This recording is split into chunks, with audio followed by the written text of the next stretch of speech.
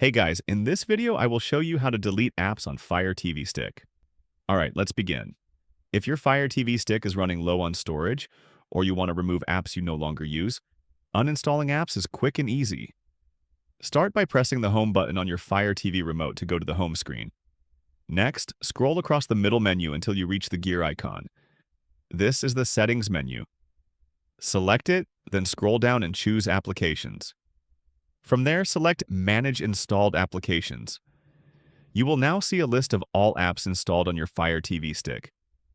Scroll through the list and select the app you want to remove. Once you open the app options, choose Uninstall. Confirm your choice when prompted. The screen will also show how much storage space will be freed after uninstalling the app. Select Confirm and wait a few seconds while the app is removed. Once the process is complete, the app will no longer appear in your list.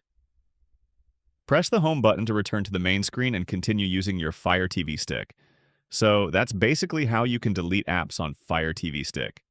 That's it for this video. Thanks.